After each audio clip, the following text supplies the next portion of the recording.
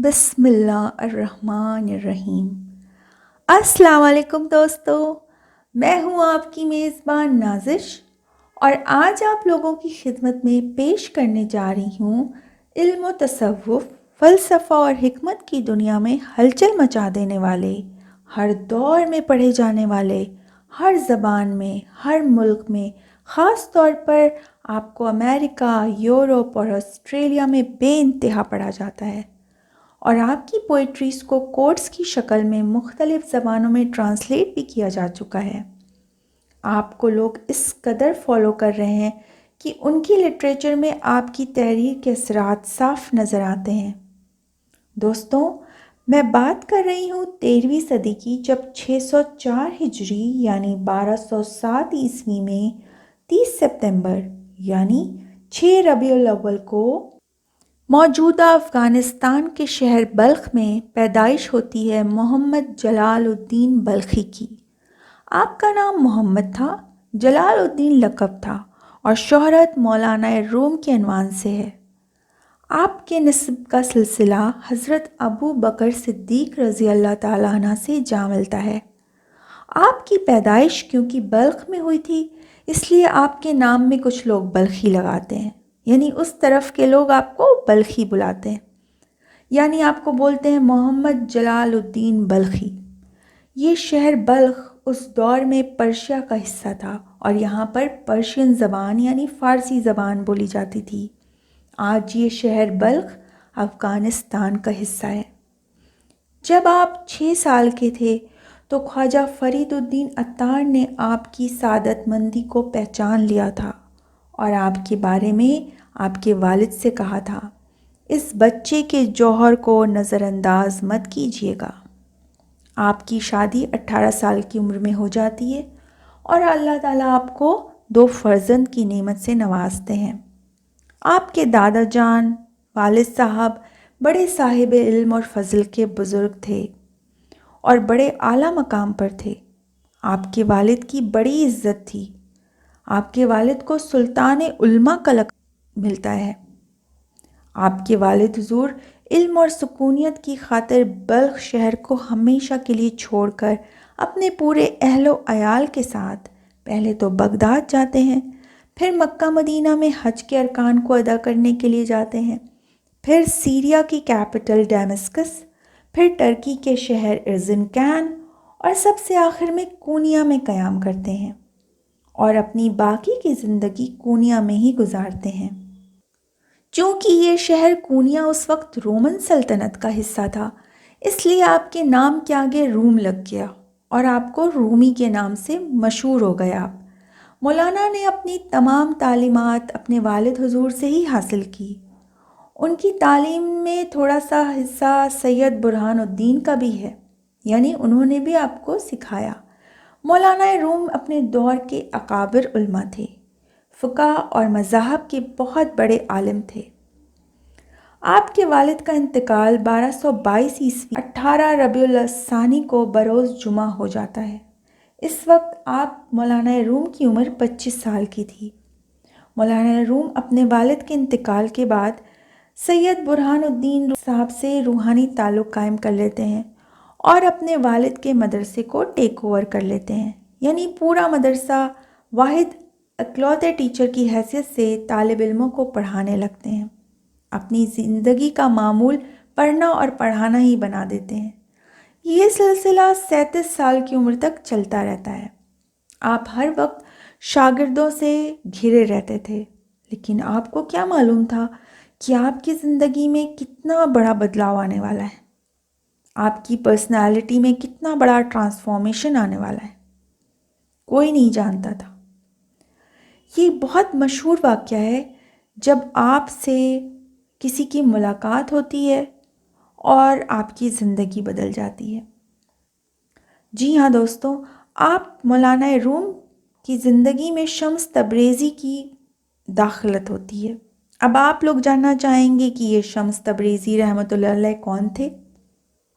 شمس تبریزی کا نام شاہ شمس الدین تبریزی تھا۔ آپ کیونکہ ایران کے شہر تبریز میں پیدا ہوئے تھے، اس لیے نام کے آگے تبریزی لگا۔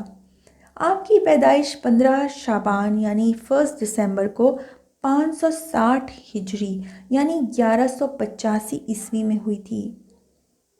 آپ کو فقہ، حدیث، تصوف، فلسفہ، منطق، نجوم اور دیگر تمام علموں میں کمال حاصل تھا۔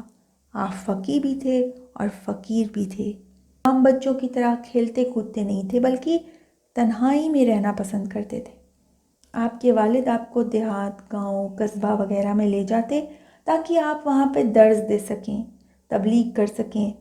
آپ کی اسپیچ کو سننے کے لیے دور دور سے لوگ آتے تھے، بہت بھیڑ ہوتی تھی۔ آپ کی طبیعت کے اندر کچھ بے چینی سی رہتی ہے، آپ ایک جگہ پر رہنا پسند نہیں کرتے۔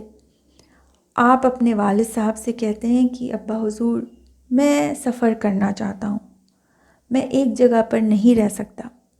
ابا حضور آپ کو اجازت دے دیتے ہیں اور آپ سفر میں نکل جاتے ہیں۔ آپ بڑے ہی خوددار قسم کے انسان تھے، کبھی بھی سفر کرتے تو سرائے میں ٹھہرتے۔ سرائے یعنی کہ ان، یعنی کہ اس زمانے کے ہوٹلز۔ سرائے میں ٹھہرتے اور کرایہ دیتے، فری میں رہنا یا کھانا پسند نہیں کرتے تھے۔ آپ کیا کرتے کہ جب جس علاقے میں جاتے وہاں کے بچوں کو پڑھانا شروع کر دیتے، اور جب ان کے والدین آپ کو کچھ پیسے دیتے، فیس دیتے، تو آپ اس سرائے والوں کو اپنا کرایہ اور کھانے کا پیسہ اس سے ادا کرتے تھے۔ تو یہ جو ہے آپ کا سلسلہ چلتا جا رہا تھا۔ آپ یوں ہی پھرتے رہتے اور پھرتے آپ کی عمر 60 سال کی ہو گئی۔ ایک دن آپ اللہ کی بارگاہ میں رو رو کر گڑ گڑا کر دعا کرنے لگے، یا اللہ میں کب تک اپنے علم کو تنہا لیے پھرتا رہوں گا؟ کوئی تو شخص مجھے ایسا مل جائے جس کو میں اپنا یہ علم دے سکوں، جس کے ساتھ میں علم شیئر کر سکوں۔ آپ کی دعا قبول ہو جاتی ہے۔ آپ یوں ہی پھرتے کونیا پہنچ جاتے ہیں اور آپ کی ملاقات مولانا روم سے ہوتی ہے۔ آپ دونوں کی پہلی ملاقات بڑی دلچسپ ہے، بہت مشہور واقعات ہیں، لیکن چونکہ ان واقعات میں کچھ اختلاف ہیں، یعنی کوئی کہتا ہے کہ پہلی ملاقات ایسی ہوئی تھی، کوئی کہتا ہے نہیں ایسی ہوئی تھی، اس لیے میں وہ آپ لوگوں کے ساتھ شیئر کرنا ضروری نہیں سمجھتی۔ بہرحال جو بھی جیسے بھی ہوئی تھی، ملاقات بہت دلچسپ تھی اور اس کا اثر بہت گہرا پڑا۔ آپ لوگوں کو یاد دلاتی چلوں کہ اس وقت مولانا روم کی عمر 37 سال کی ہے اور شاہ شمس تبریزی رحمۃ اللہ علیہ کی عمر 60 سال کی ہے جب آپ دونوں پہلی مرتبہ کونیا میں ملتے ہیں۔ آپ کی ملاقات کا اثر ایسا ہوتا ہے کہ مولانا روم ان کے احوال بالکل بدل جاتے ہیں۔ اپنے مدرسے میں پڑھانا، تدریس اور فتویٰ نویسی بالکل ترک کر دیتے ہیں۔ ایک لمحے کے لیے بھی شاہ شمس تبریزی رحمۃ اللہ علیہ سے جدا ہونا گوارا نہیں کرتے۔ مولانا روم اب تک ظاہری علم کے ماہر تھے، لیکن اب وہ باطن کی چاہ میں، عشق حقیقی اور معرفت کی چاہ میں اللہ تعالیٰ سے قریب ہونا چاہتے ہیں، اللہ تعالیٰ کے عشق میں ڈوبنا چاہتے ہیں۔ شاہ شمس تبریزی رحمۃ اللہ علیہ کہتے ہیں، علم ڈھونڈنے سے نہیں ملتا بلکہ خود کو اس میں کھونے سے ملتا ہے۔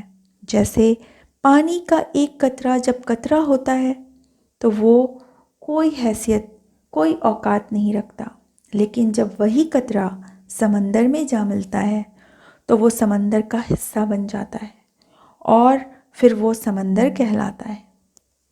دوستو، کتنے مزے کی بات ہے، یہ دونوں شخص بہت بڑے اسکالر ہیں، دونوں کے پاس بے شمار علم ہے۔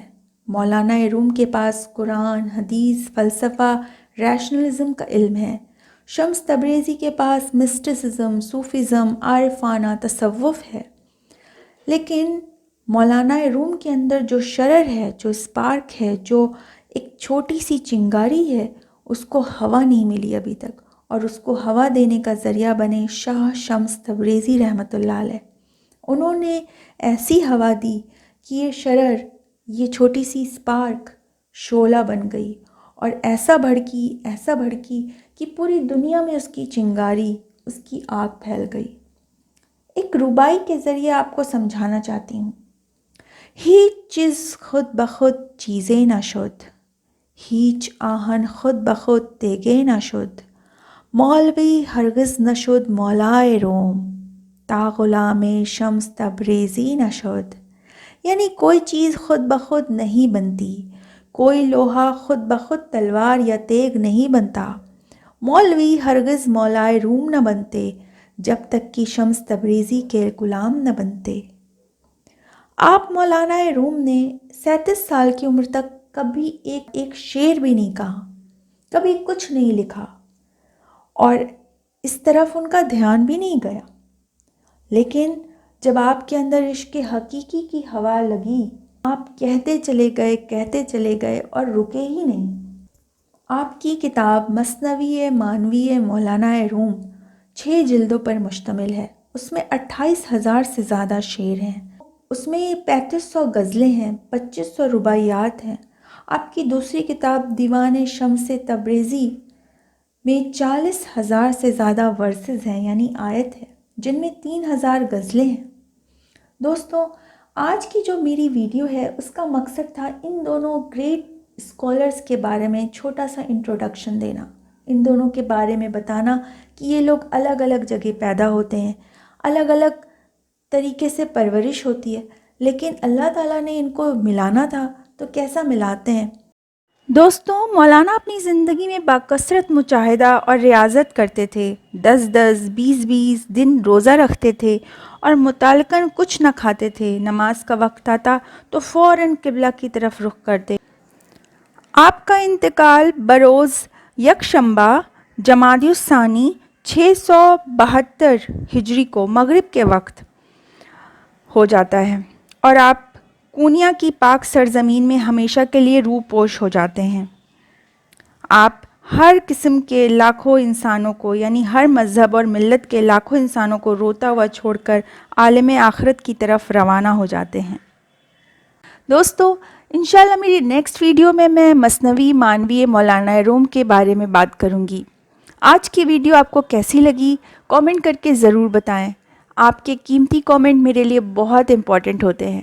آپ اپنی فیملی کے ساتھ، دوستوں کے ساتھ، اپنے رشتہ داروں کے ساتھ اس ویڈیو کو شیئر کریں تاکہ میری حوصلہ افزائی ہو سکے۔ انشاءاللہ بہت جلد ملوں گی آپ سے نئی تحریر کے ساتھ۔ تب تک اپنا بہت خیال رکھیے، خوش رہیے۔ اللہ حافظ۔